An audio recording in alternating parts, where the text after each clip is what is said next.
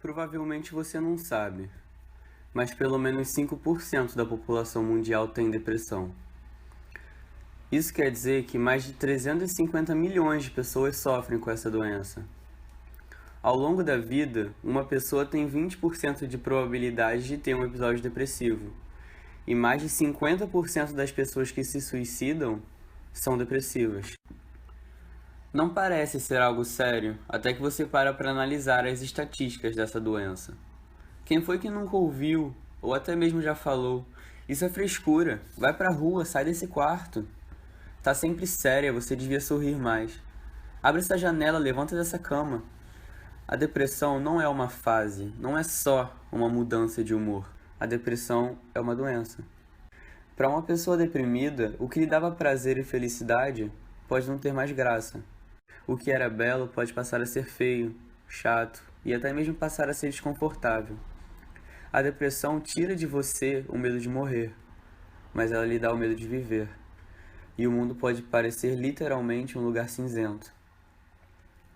A pessoa deprimida pode acreditar que seus amigos e familiares estariam melhores sem ela.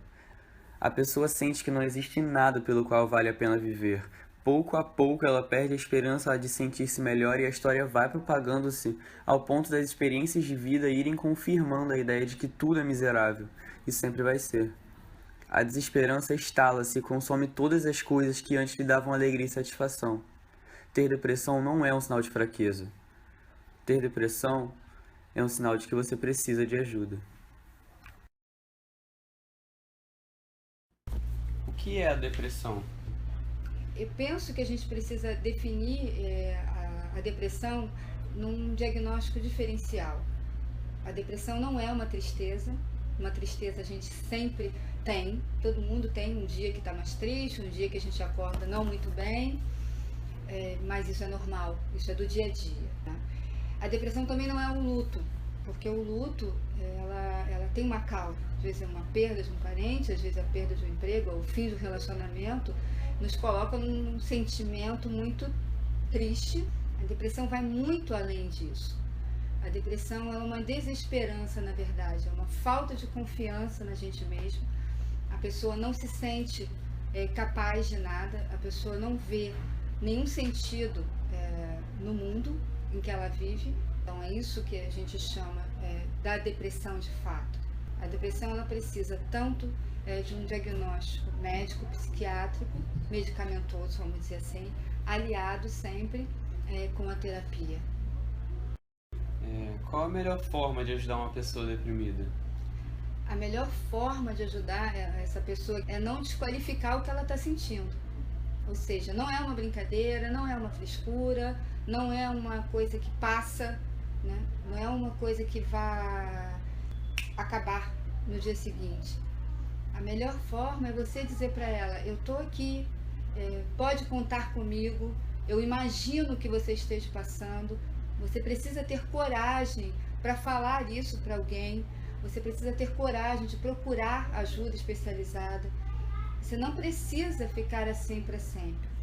Você precisa ajudar essa pessoa a estar em locais onde ela possa minimamente perceber que a vida existe, que a vida continua. E o que uma pessoa deprimida pode fazer para tentar melhorar? Essa pessoa deprimida, ela precisa enxergar que se ela não falar com alguém, ela não sai desse quadro.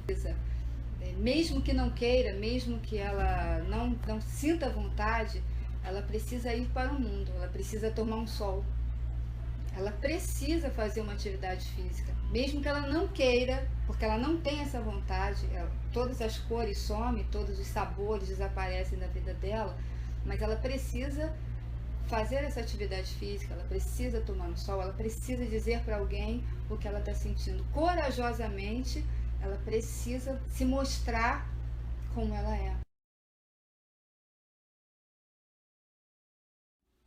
Qual a sua relação com a depressão?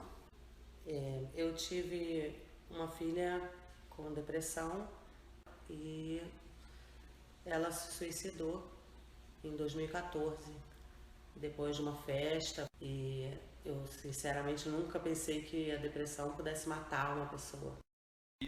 Você já tinha percebido alguma atitude dela que indicasse que ela sofria da depressão, que ela tivesse alguma coisa assim?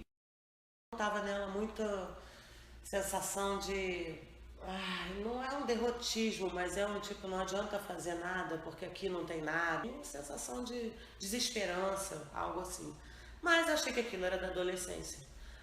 O quarto muito bagunçado, muito, mas muito, não é só uma baguncinha, é uma bagunça absurda. Aconteceu isso, que eu entrei um dia no quarto dela e tava inaceitável, sabe? De uma maneira inaceitável, que você mistura bagunça com porcaria já. E aquilo, para quem conhecia a Clara, aquilo não tinha nada a ver com ela. Aquilo era tipo, não sei, alguém diferente estava morando ali dentro. E nesse dia eu tive esse sinal, foi quando eu tive realmente a primeira ideia de que ela não estava legal. Nesse dia eu sentei com ela e disse isso, que não é o quarto da menina que eu tô vendo na minha frente, da Clara que eu conheço. Eu conversei e falei, e aí, vamos pro médico, você quer ir no médico, tem alguma coisa errada com você, o que tá acontecendo? E ali foi uma oportunidade de eu não forçar a ir ao médico, né? Eu não forcei. Ela não quis ir, então não foi. E esse foi o sinal pra mim.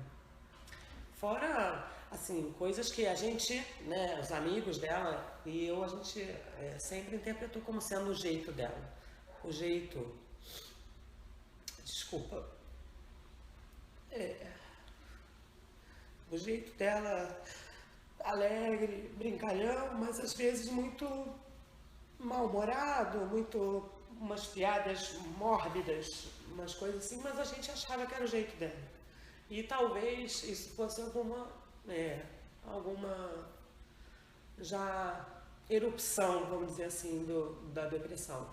Mas a gente não tem como saber, só se você souber sobre o assunto. E é por isso que eu digo que as pessoas têm que saber os sintomas, porque é muito difícil depois você ficar relacionando esses pontos e dizer, estava tudo ali, eu não vi porque eu não conhecia, não sabia.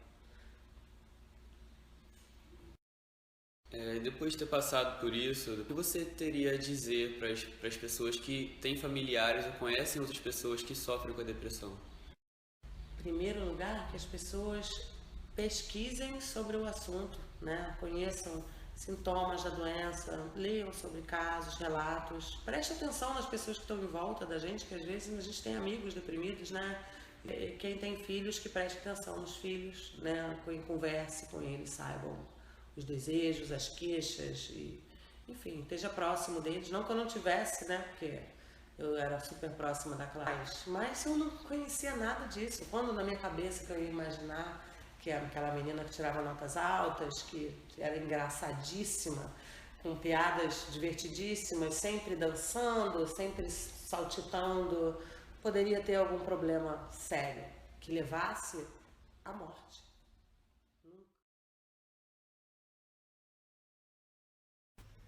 Desde quando você sofre com a depressão? E quando você percebeu que precisava de ajuda? Eu sofro de depressão desde os 14 anos. Eu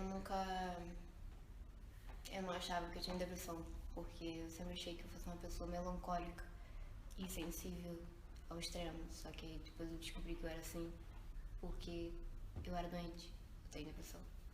Eu só percebi ano passado, quando entrei em depressão profunda, que eu precisava de ajuda. O fato de você ter depressão afetou o seu relacionamento com a sua família e amigos? Bastante. Às vezes quando você tem algumas crises e tal, você acha que você não merece as pessoas ao seu redor. E fica muito difícil você conviver com as pessoas porque você tá sofrendo. E você, ao lidar com as pessoas e tentar mascarar alguma coisa, é pior ainda. E toda pessoa passa por alguma coisa, por algum problema, e você suportar o peso da sua dor e mais o peso da outra pessoa, isso é insuportável. As pessoas são compreensíveis com o fato de você sofrer com a depressão? Você recebe apoio dos outros? Algumas compreendem, mas são aquelas que ou já tiveram que lidar com alguém que já sofreu ou sofre de depressão.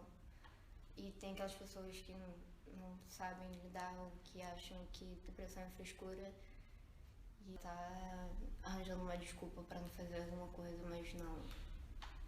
Isso tipo, você às vezes só não quer existir